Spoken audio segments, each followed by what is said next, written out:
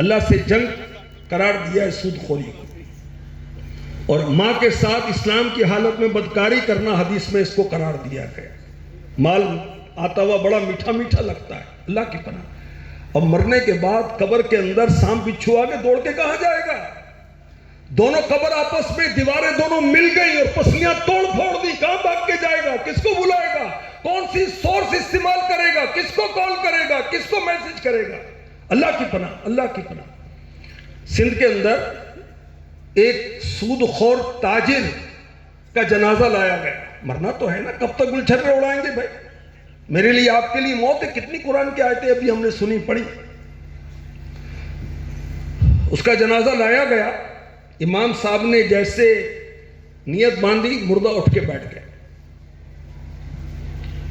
لوگوں میں خوف ہراس ہوا اور امام صاحب بھی پریشان ہوئے، اس کو پھر لٹایا گیا۔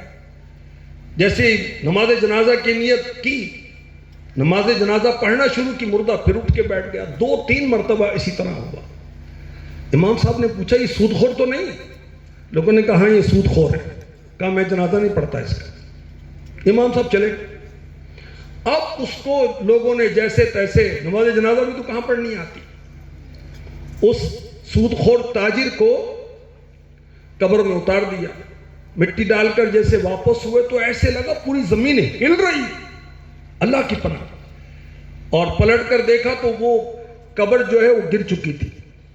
اللہ کی پناہ، کر لے توبہ، رب کی رحمت ہے بڑی، کر لے توبہ، رب کی رحمت ہے بڑی، قبر میں ورنہ سزا ہوگی کڑی۔